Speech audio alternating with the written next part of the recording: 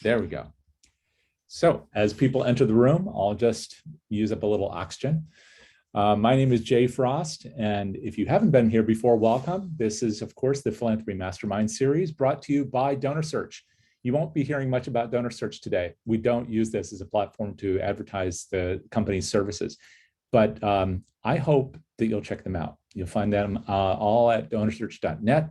If you don't know that already, I hope you'll take a look later. They have been providing a platform for discussions with people like the leader who is speaking with us today. Since 2016, we've done over 500 and some odd programs, and a lot of them now are gradually making their way onto the YouTube channel, which is the DonorSearch YouTube channel. So check that out. A recording of this session will be there very soon, as well as the podcast. And in fact, our guest today will be in the podcast series. We just recorded a little discussion there. That'll be available wherever you get your podcasts. So whether it's Apple Podcasts or Podbean, whatever, you'll find that coming up in just a few weeks. So all this content is available to you thanks to our friends at DonorSearch. So again, that's at DonorSearch.net. If you want to know something about your donors, and I sure hope you do, I hope you check them out. But today it's really all about, of course, Amy Eisenstein, the great Amy Eisenstein. Thank you so much for hanging out here, Amy. Thank you for having me. I do want to give a little introduction to you for those who don't know your work. And so I'm just going to read briefly from your bio. So excuse me while I put my eyes down. And while people come into the room, I do want you to know a bit about her work. Amy is the CEO and co-founder of the Capital Campaign Toolkit.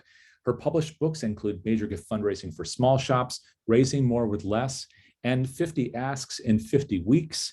All of those things are things you want to read, believe me. Amy became an AFP certified master trainer in 2009. There aren't many of those, and served as the president of the board of AFP New Jersey, which is one of the biggest chapters. Terrific programming there, in 2014, 2015. She became a CFRE in 2004 and is one of the, 150 or fewer ACFREs in the country, no, the world, in 2013. For more information about her, you can read all about her over at amyeisenstein.com or the capitalcampaigntoolkit.com. We're going to repeat those and put them in the chat for you later. But actually, just for a moment, I want to encourage you to do two things throughout our discussion. And then I'm going to be quiet and let the conversation ensue, which is to utilize the chat, which it looks like you're already doing. So you don't need me to tell you. I'm glad to see that the audio is fine and no one's having a real sound issue. And please use that as a way to converse throughout with one another and with us. Feel free to talk about whatever you want there, but if you have a question you really want an answer to, I want to encourage you to use Q&A. You're going to see that at the bottom of your Zoom screen here. So please do use that. Ask any question you want. We'll try to make sure we get to those throughout, or if we have to, we'll save a few toward the end. And of course, Amy's contact information will be available to you as well. So again, I want to thank you, Amy, for doing this. This is one of three things you're doing very generously for DonorSearch, and they're focused largely on the bulwark of your work, which is on boards. And for those who just came to the room because of you, but don't know what we're talking about, here, of course, we're focused on this issue about boards and capital campaigns. So if you don't mind, I'll kick off with just a big, dumb question, which is, what are the roles that boards play in a capital campaign? Yeah, it's a really important question because every single board member wants to know what is their role in a capital campaign. And I like to think about sort of the board's role, board as a whole, and board member individual roles. And there are two distinct things that we should be talking about.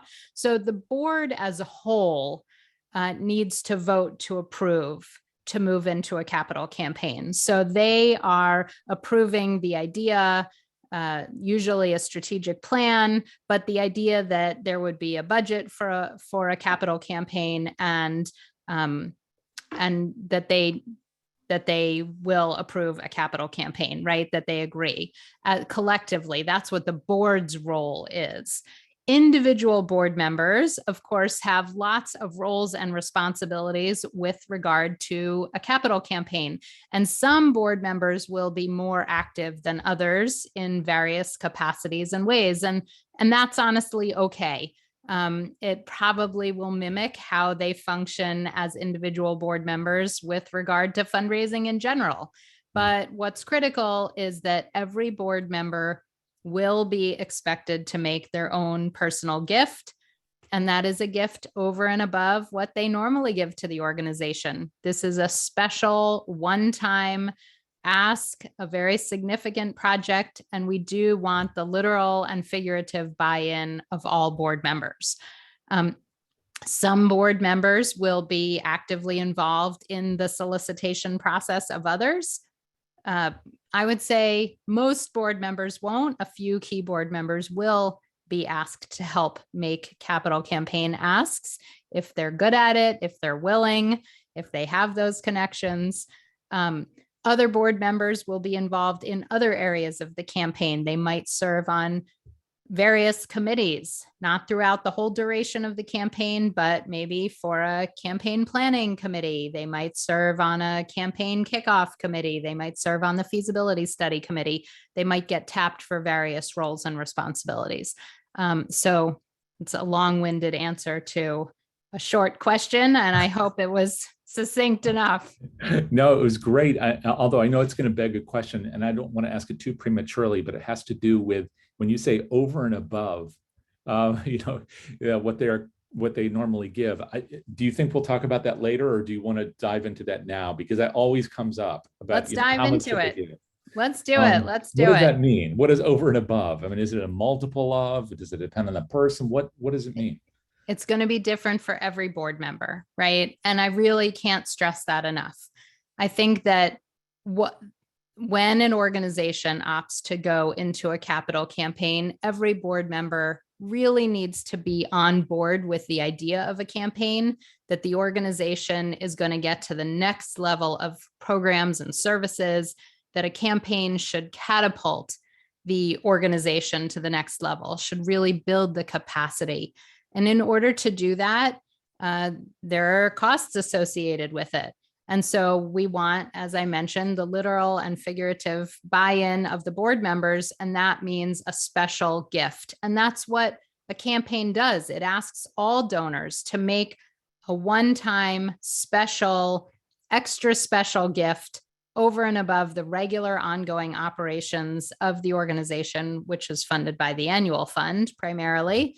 A capital campaign is a one-time special gift. Now, these gifts can be large and small. Some board members will make very large gifts to the campaign. Other board members will make much smaller gifts, but still significant for their own personal family budget. All gifts are welcome and appreciated.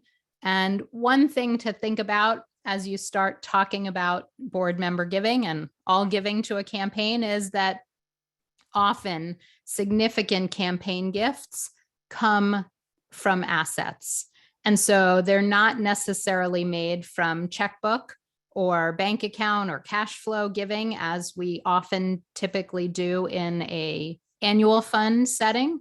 A capital campaign gift is often made from stock or other assets. And so really thinking about retirement funds, all sorts of places that a capital campaign gift may come from. Now, I know that doesn't apply to every board member, and it's not relevant to every board member, but we are looking for a special gift for a special campaign.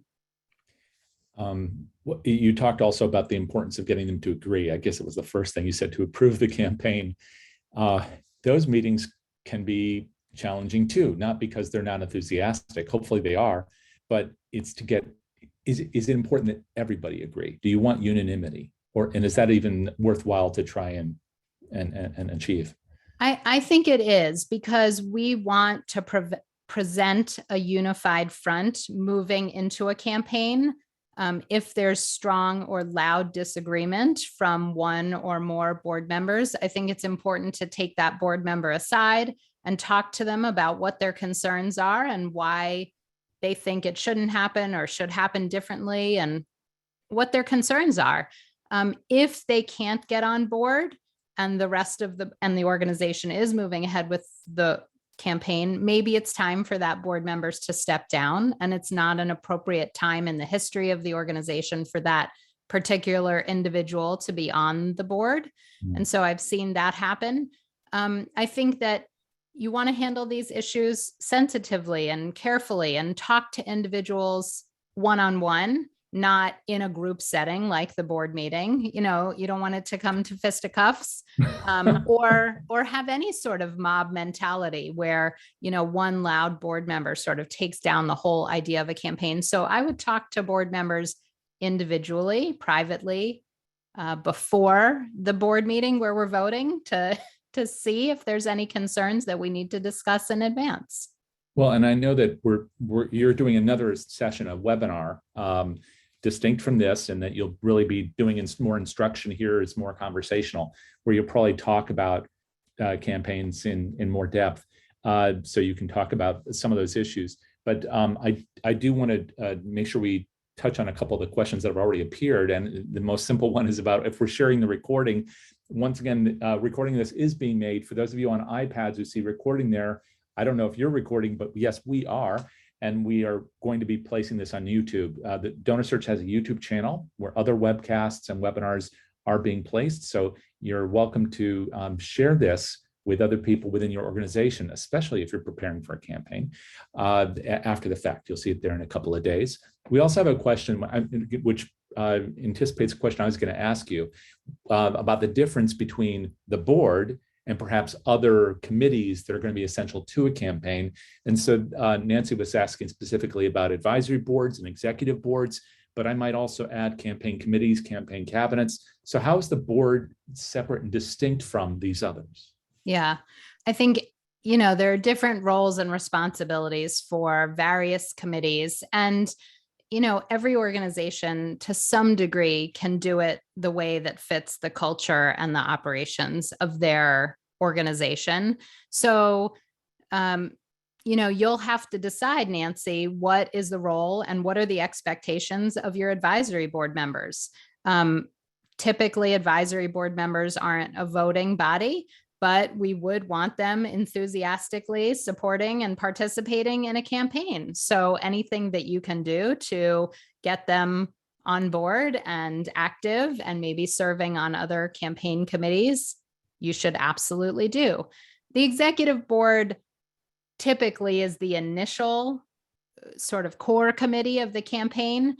And, you know, depending on what role your executive board plays, they would have a key place or decision-making power in terms of bringing the campaign probably to the full board, along with your development committee. And, you know, it depends on how your organization is structured and what the responsibilities are. But then we like to think of capital campaign committees as being fluid and ad hoc and lots of subcommittees. So I don't just want to invite 20 or 30 or 50 or 100 people to serve on an overarching campaign committee that lasts the duration of the campaign, because that is long and painful and unspecific and not pleasant, right? So instead, I like to think about a committee almost for every phase of the campaign. And at the Capital Campaign Toolkit, we divide a campaign up into 7 phases. So if you think of having a subcommittee or an ad hoc little campaign committee for each phase, you might have a pre-campaign planning committee that works for 6 months to get you ready for a campaign. And then you thank everybody and you say, now we're going to have a feasibility study committee. And you're going to invite the 2 most active, best participants from the prior committee to join you, and maybe invite some new people to serve for, you know, 1 or 2 months or 3 months for 3 meetings for your feasibility study committee. And then you'll thank them, and they're in name only sort of on the bigger campaign committee, but they're released from their responsibilities. And then you'll have, you know, the quiet phase committee, and you'll get your solicitors and your askers, and that'll be a different committee. And then, you know, your public phase committee and your event planning committee, they'll come later. So there's lots of different roles and lots of different ways to engage donors at different stages of your campaign. I do want to ask you, and you may talk about this more when you're doing the webinar, but it seems like sometimes board members, you know, they rotate off if we have a term or if they have other responsibilities in the community. That doesn't mean they don't love us anymore, but often organizations don't really know what to do with those people, or they haven't outlined that successfully for successive groups of people who come into the organization and lead. I'm wondering, is this sometimes an opportunity with a campaign to get some people who are past board members to serve on a campaign committee, but also with a campaign committee or one of the various subcommittees to sort of vet people who might be ready in the future for board service? Absolutely. Yes. It's a wonderful way to draw in former board members and big supporters onto your various campaign committees.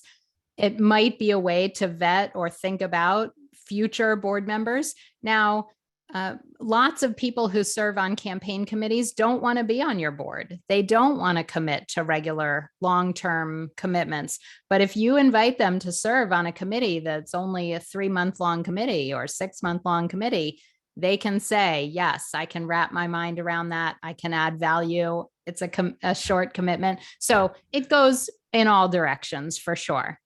Absolutely. We had a question here that, again, may anticipate some things you'll talk about either later today or in the next session, but that's whether or not you recommend undertaking a feasibility study. And you do this in a very particular way with the Capital Campaign Toolkit, but with a feasibility study prior to launching a capital campaign. And does that take place after the board approval? This is key, right? The discussions you talked about before you get ready to take that vote, raise their hands and make their commitment.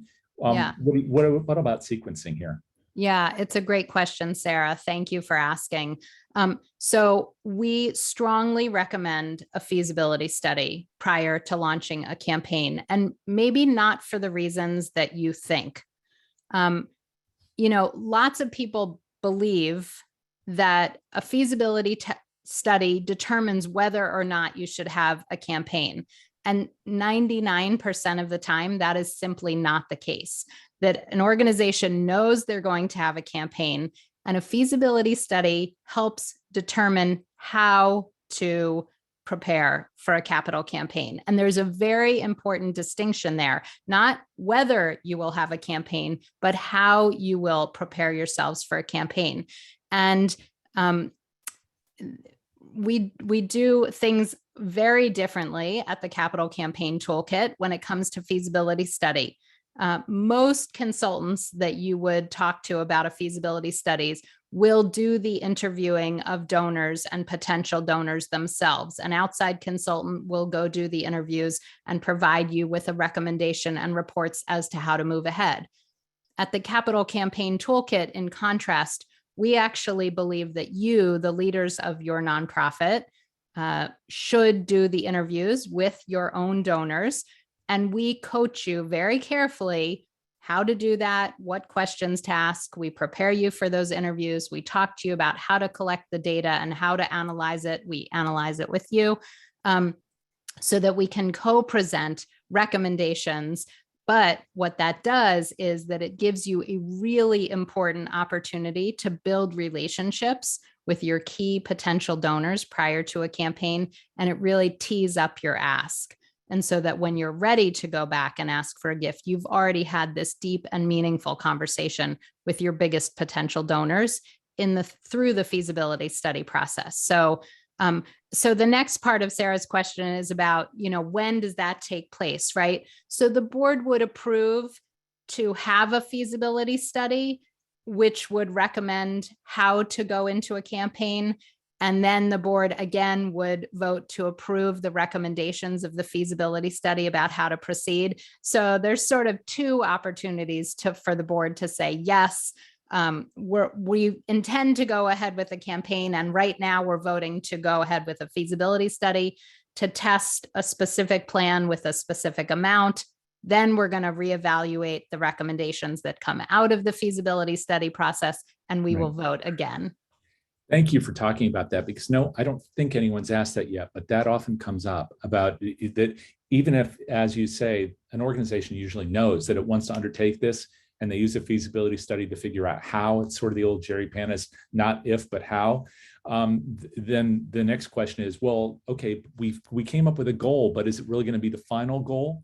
Then you have this whole issue of another sequencing piece, which is the silent phase or advanced phase, called by different names, and you may have a different way of viewing that, versus a public phase where you might even modify that goal. So I don't know if you have thoughts on that, and specifically with the board, then the board's responsibility in terms of what percentage of the goal they might come up with. I know that's putting you in a corner saying how much money, but someone has asked that, you know, should the board be responsible for, I'll make up a number, 10% of the goal. Right. Do you have thoughts on that about both the sequencing of the goal itself, right, and then the board's responsibility for a portion of it? Yeah. So I think there's a couple of important questions in there. For the beginning part of the campaign, actually for the first 2/3, 3/4 of the campaign, we talk about a working goal, right? So what most people who don't have a lot of experience with capital campaigns don't understand is that really the quiet phase of the campaign and all the pre-planning and through the feasibility study, you're working with a working goal. That means that it can change and you're not publicizing the goal yet. You're not doing a press release. You're not publishing a campaign brochure. You're not printing a goal, a specific dollar goal on your website until through the quiet phase, you've raised 65, 75, even 80% of your campaign dollars. Once you're confident in how much you can raise because you've talked to your biggest donors and you're ready to go public, then you settle on a final campaign goal. And sometimes that means you're scaling back the project. Sometimes it means you're raising the goal and expanding the project. But let's say you go through your lead potential donors in the quiet phase of the campaign. You're just talking to people one-on-one and asking for leadership level and major gifts. And let's say everybody you ask gives the gift that you asked for. Well, you haven't even gone public and you've surpassed your goal. Then you want to raise the goal. You can expand the project. On the other hand, as sometimes happens, you go out to your lead donors and you find that people aren't quite as generous as you hoped. You get some disappointing answers and you find that you really have to scale back the project potentially or modify it in some way. And then you have an opportunity to announce a slightly larger goal when you go a smaller goal, I should say. And you can still have a successful campaign. You know, a campaign is not defined on an exact amount of money raised. It's on raising a lot of money and getting to do lots of things. Whether you get to do your exact dream project or not in the moment you hope, there's some wiggle room. Campaigns are fluid. They're flexible. Sure. I hope that makes sense. I think that was the first part of the question. I don't remember. Okay, was this.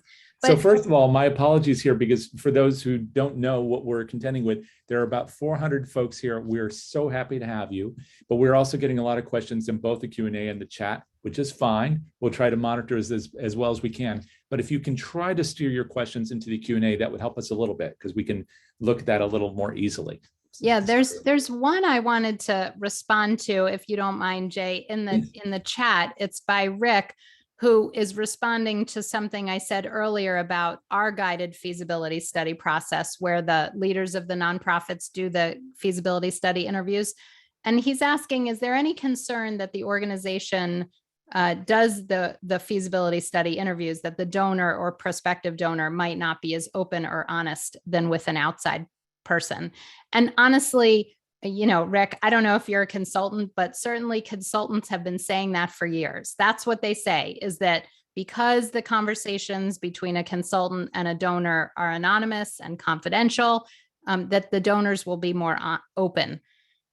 I haven't found that to be true. Honestly, I've talked to enough donors who say, I don't want to talk to an outsider. Let me just talk directly to the executive director or the board chair.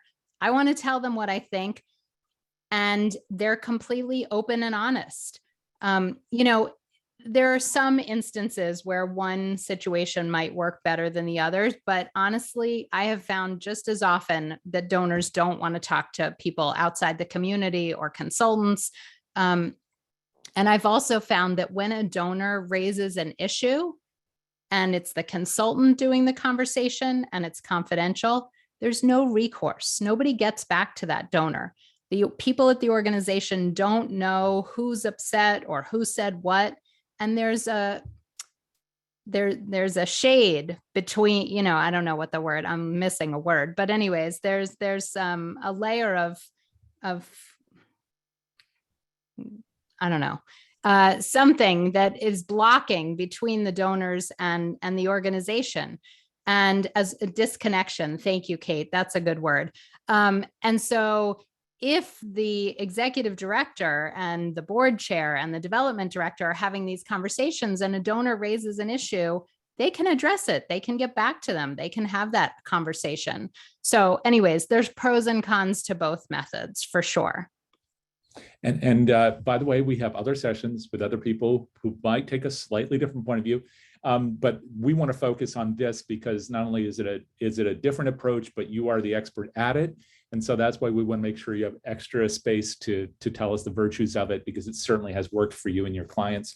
I know that there is another piece here about the working goal, and I just wanted to interpose a question, which is, let's say you are working with a working goal, and then a decision has to be made about what that final goal will be. I know this might seem obvious, but for people who haven't been through this experience, who makes that decision? Because you've got the campaign committee, maybe you have a consultant helping you out, you have a lot of people on the staff level who are working on this stuff, and then you have the board. But the board ultimately has this legal and fiduciary responsibility. So tell me how this happens. Who makes that decision about what the final goal, bigger or smaller, is going to be? And then who says yes or no and dabble? Well, I'm going to say that data makes that decision, right? Yeah. You are looking in your donor database and you are evaluating your prospects that have yet to be asked and the potential capacity of the gifts that you anticipate coming in. So, I mean, of course, a person makes the decision, but really it should be data driven. It's not throwing darts at a dartboard or, guessing. It is taking your gift range chart and really looking at how many gifts, at what levels do we still need to come in, and who from our community and our donor database has not yet given, and what do we realistically think we can make. And it'll happen in concert between the executive director, the consultant, the board, the board chair, the campaign chair. It'll be a group decision. And, there might be some discussion about it, but at the end of the day, the data drives the decision. Right. And we are big believers in data around here. We do have a note from Carrie who had said, I've been part of campaigns where the goal was never achieved, but there was a decision to close it and call it a success. Can you explain that? It may be hard to explain the rationale, but I'm sure you've experienced that or heard about it. What are your thoughts about people who cut off a campaign at some point, whether it's above or below the line, and then have to explain what happened? Right. So it is tricky, and it's never fun to close a campaign before achieving a goal, which is why we really emphasize working with a working goal in the quiet phase before making it an official goal. You really want to set the goal at something that you can probably achieve. And again, go back to the data. The data doesn't lie, but there for sure are times when a campaign it doesn't look like you're going to get to the goal and it can't drag on forever. The question is how to celebrate what you have accomplished. And the reality is that you are probably hundreds of thousands or millions of dollars or many millions of dollars past where you started the campaign. And so what have you been able to accomplish towards that end? I mean, if you really can't build the building, that's a serious problem. And I hope you have a B and C plan for that. You should never go into a campaign without a backup plan. It's financing, it's, loans. There are other ways to think about these things that I'm happy to discuss individually with people. But you should celebrate what you've accomplished. You've raised millions of dollars. Hopefully you can put that to good use, even if it's not the gold project that you were aiming for initially, and you can celebrate that for sure. And all the things the donors helped you accomplish. Again, seems like an obvious question, but I just want to ask, why is it important to celebrate? And who are we celebrating for? Yeah. I mean, listen, a campaign is a ton of work. No matter which way you slice it and dice it, it's hard work for the staff, for the volunteers, for the campaign committee, for the donors. And it's important to celebrate the accomplishments and everything you've done, from the staff to the volunteers to the donors. You want to recognize everybody that's worked so hard to make this vision a reality. I want to ask you about roles and responsibilities a little bit, not just what they're supposed to do, but how you prepare them to do it. This is one of the challenges too, in that there's a board, perhaps they've been together for a while doing the work of the organization. And even if they're really working really well, they're raising money, they're giving, they're thinking strategically, they're working well with staff. They managed to find room for new people and for people who've been around and done their thing to then go off onto greener pastures. All those things are in place. But then a campaign changes some of the dynamics of that. How do you prepare a board for this extra level of activity, even if much of it's being borne by a new group of volunteers? And not just the giving that they will do, but the kind of advocacy that they're going to be compelled to provide for the community about this project. Yeah. Well, generally, you want your board active and involved in the decision-making process leading up to a campaign. Often it's stimulated by a strategy session or, a strategic planning session. And so the board members will together come up with this new vision for the organization. And hopefully the vision is so exciting that the board members will get behind it and want to be part of it and be supportive of it in all sorts of ways, in terms of advocacy, time commitment, financial contributions, and they see the vision. And often we'll say to board members and volunteers, we want you to make this charity your number one charity in all sorts of ways for the next 3 years. And we understand that you have other priorities and that you have other things that you support. But while we're in a campaign, we're going to ask you to give your time and attention and resources to us for the next 2 to 3 years. And hopefully most board members buy into that. This leads to another thing, which is that even if they're there, if you've gotten them where they need to be, sustaining that level of energy is also going to be challenging. So what are some of the ways that you've worked to make sure you can sustain that? Because unlike the campaign committee or committees, they're there for only a limited amount of time. It's a lot of work, but they know that they're going to be done at some point, and it's probably going to be within, sight. But these other people know they could be there for 3 or 4 or 5 years, and their responsibility as governance continues. Yeah. How do you manage to keep them revved up, not just about the campaign, but all the responsibilities they had before and they're going to come after? Right. So one of the key things that we've known all along, but has become even more apparent during COVID with virtual meetings, is the importance of having good meetings and not having boring meetings, right? And so how do you have good meetings? And that is by including everybody. If your meetings are a series of reports where most people are passive and listening, you are having boring meetings, and you know that. And so to me, campaigns or regular governance of an organization is no different. Everybody around that conference room table, whether it's in person or virtual, should be encouraged or required to speak at least 3 times.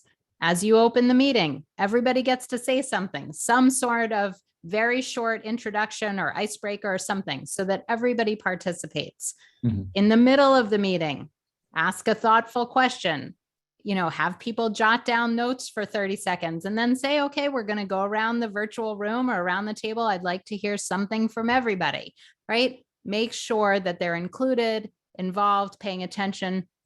At the end of the meeting, same thing. It depends. If you have, 50 people, you can't go around and ask for everybody. But if your meeting is 12 or even 16 or 18 people, you absolutely can make time and tell them, keep your answers short. We have a lot of people. We want to hear from everybody. So that's a piece of it. But I think celebrate milestones, right? So I talked about 7 phases of a campaign. At each phase, celebrate. Tell them their accomplishments, recognize people, have a little party, do something to keep people to know that you're on track, that things are moving, the timeline is progressing.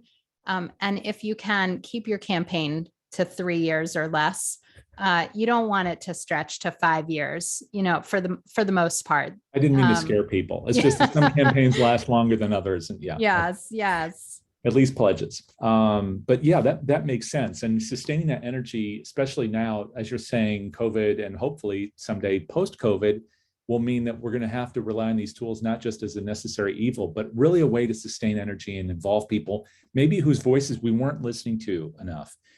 That seems like an opportunity, especially because not all of our organizations have a local board. They might have people who are spread all around the state or around the region, the country, or the world. So are there other kinds of things that you think that people can do, whether they're together or all virtualized, that allow them to mark these 7 stages? In fact, I'm sorry, let me back up. Do you mind just very quickly, just at least giving us just the names, if not like a sentence description of each of those 7? Sure. Pre-campaign planning, feasibility study phase. 3 is campaign plan. That's revising the plan after the feasibility study. Right. 4 is quiet phase, when you raise the leadership level gifts, your top gifts. You can raise 60, 70, 80% of the money in this phase, the quiet phase. Then 5 is campaign kickoff, and then the public phase, and then post-campaign. So, which is really important too. And Yeah. that's the other thing that people tend to, just kind of let it, all the energy comes out. It's like balloon, air, leaking air.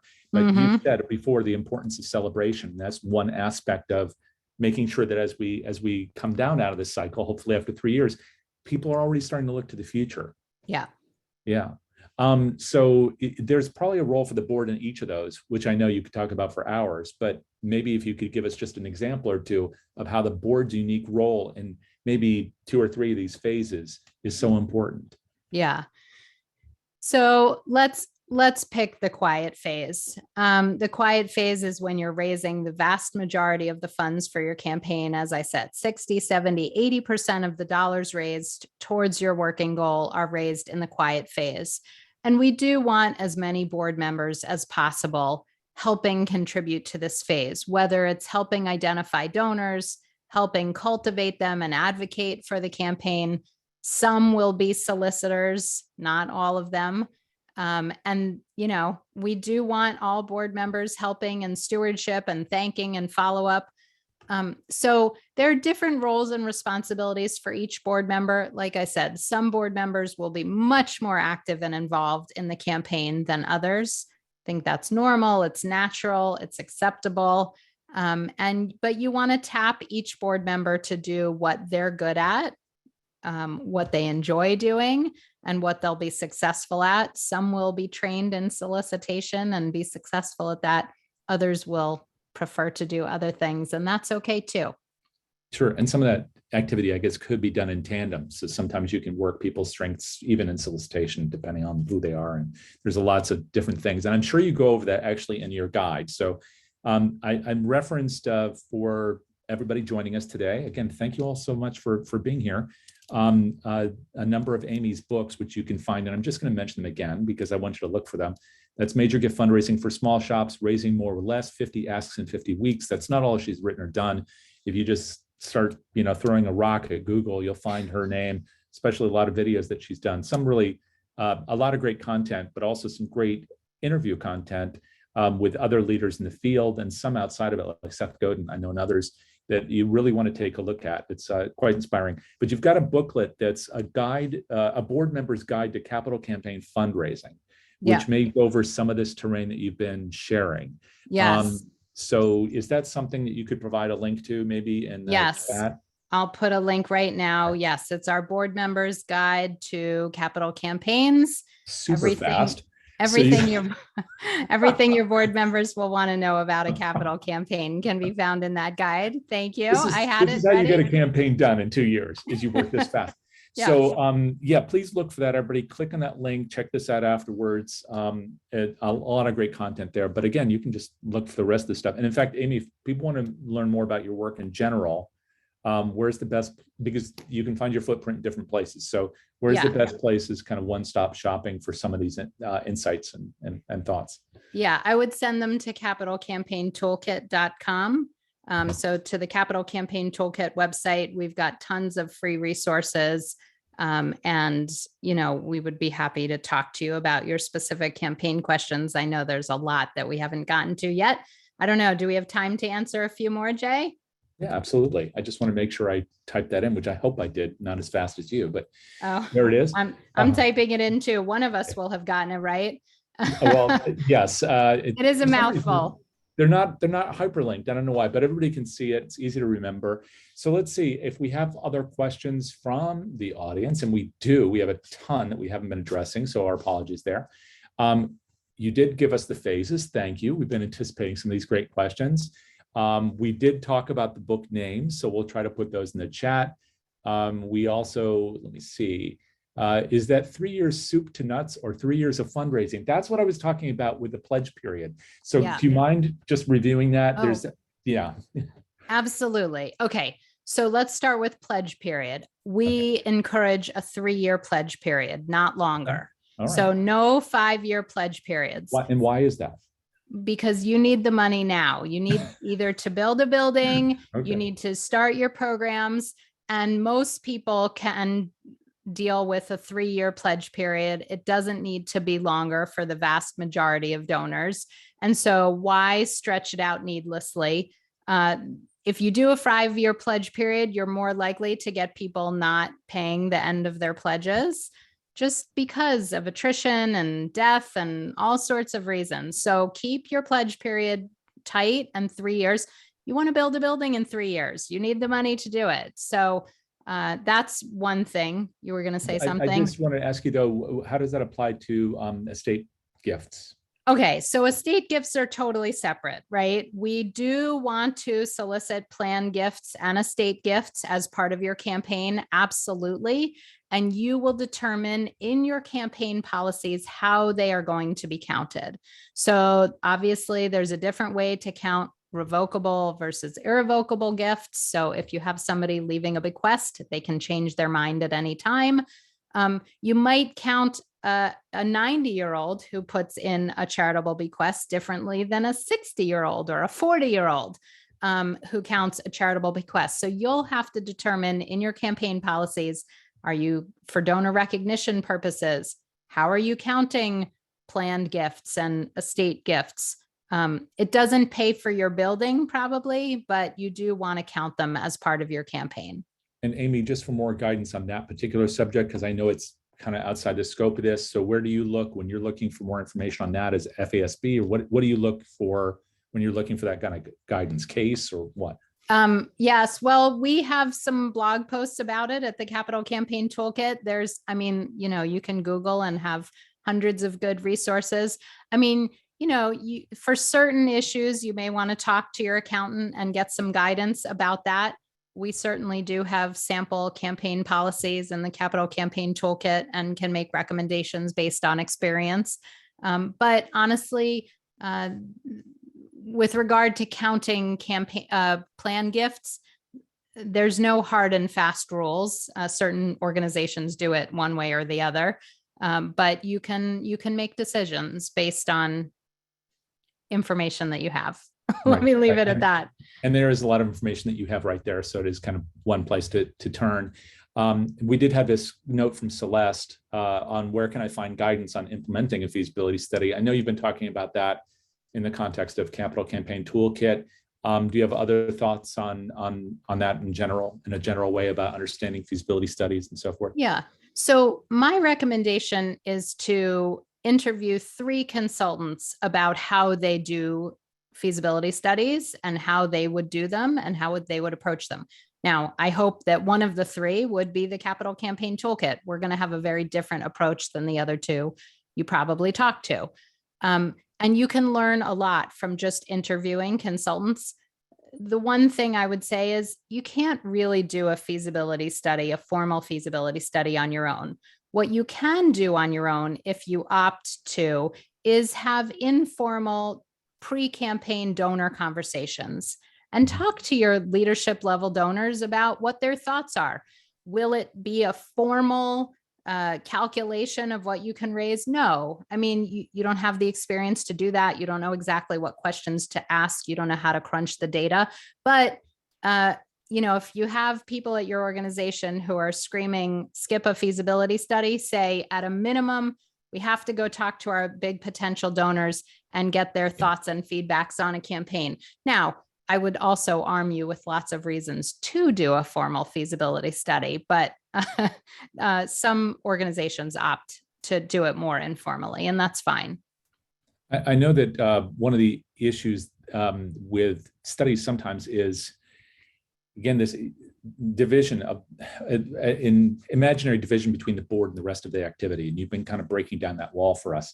But when you are conducting a study and guiding people through conducting a study, what are your thoughts on board members being interviewed? Because that'll be a substantial pool of people potentially out of the interview pool. Right. But those people, as you were talking about, you want them to be completely unified in supporting a campaign if you're going to undertake one. So should they be among those you interview? And do you have thoughts just in general about how you arrive at the interview pool?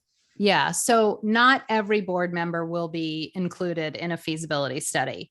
Certainly the ones who have the potential to make the leadership level gifts will be included, and a few more key board members who the organization deems to either have significant influence, will be totally offended if they're not included, have a loud mouth on the board. I mean, there's ways of picking loud mouth index, yes, which board members are included in the feasibility study, but it's not cost effective or time effective to include all of them, and they won't all be included in the feasibility study.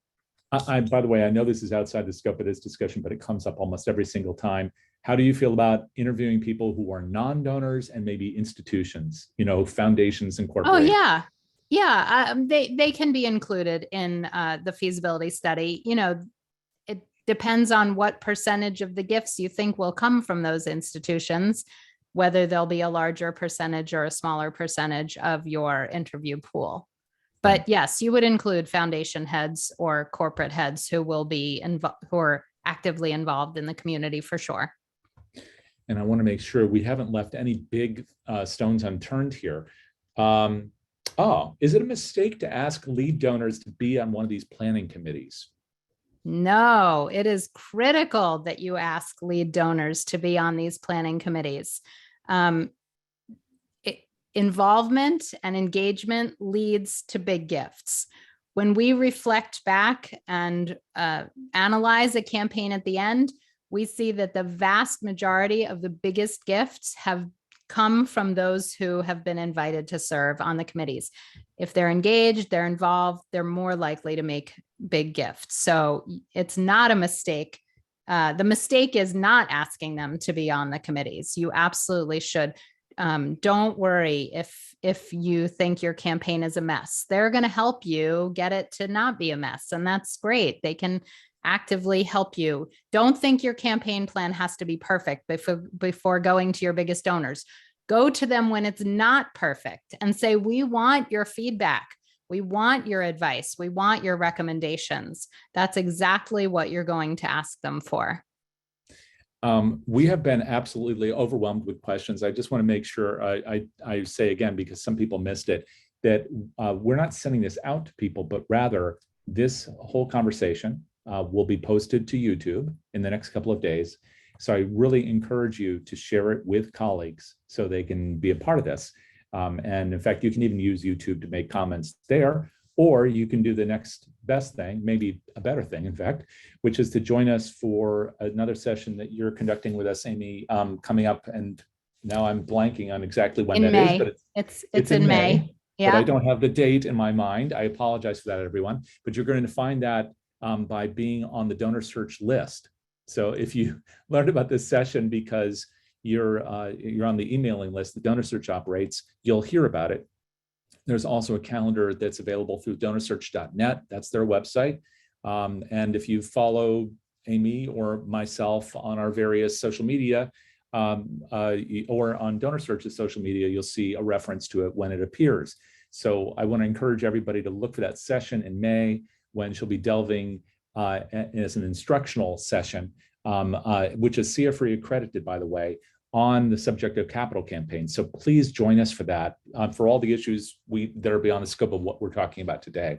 So since we're getting close to the end, Amy, I don't know if you want to cherry pick a question or two, or if you'd like to maybe give a couple thoughts as you kind of round up this subject about board members, their responsibilities and potential with a campaign, and maybe just a couple of the thoughts you have, having gone through this so many times, about things really that people need to look for and do to make this successful, not just for the organization, but for the board members too, since they're so important to us. Yeah. So a couple of things. One is, if it's okay, I'm going to post one more link in the chat for people as a free resource. I actually do these kind of conversations, and we spend 40 minutes to an hour a week answering campaign questions in a live setting every Monday afternoon. So if people want to join me to ask their questions, I feel badly that we didn't get to so many of them. But to answer your next question, really, board members must be made to feel engaged and involved and have their fears alleviated before a campaign. If your board members are afraid because they don't know what to expect, they don't know what their roles and responsibilities are, they don't know what will be expected of them, they're not going to get on board with your campaign. So I do strongly encourage you to provide a board member capital campaign orientation or training prior to them making a decision to alleviate some of those fears. You can get some of those answers in that free campaign board member guide that I posted a little bit earlier. But really bringing in sometimes an outside expert to talk to your board members about their roles and responsibilities, about the expectations, so that that fear can dissipate a little bit and they feel like, okay, we've got this. I mean, that's actually another great reason to do a feasibility study, is that board members at the end of that go, oh, you've talked to our biggest potential donors, and now we're making an educated decision about how to proceed with the campaign. Now I can vote for it because I know that our biggest donors are on board. So a feasibility study gives your board members confidence that they can go ahead and will likely have success with the campaign. And it sounds like it's also a great opportunity, once again, like you said before, with meetings and everything else, to bring people closer together, whether that's staff and board and committees, all these other people, present and past, who make up the life of our organizations. There's much more of this, of course, in that guide. Once again, that's a board member's guide to capital campaign fundraising. There's a link within the chat here, but you can also find it at Amy's site, which is capitalcampaigntoolkit.com. And do show up for this session that Amy's doing in May. And if you don't know where to find that information, just follow one of us on social, or just make sure you're on the DonorSearch list, because we've got this year alone 90 different programs. They're not all Amy Eisenstein, but it's a lot of great content, a lot of it CFRE accredited, so you can aspire to be another ACFRE like her, or you can just hang out with good friends and make sure that you're at the top of your game as we head into a new era of fundraising. And Amy and I were talking about that earlier. You'll hear that in the podcast. I think it's fair to say that you would characterize this as a good time to raise money.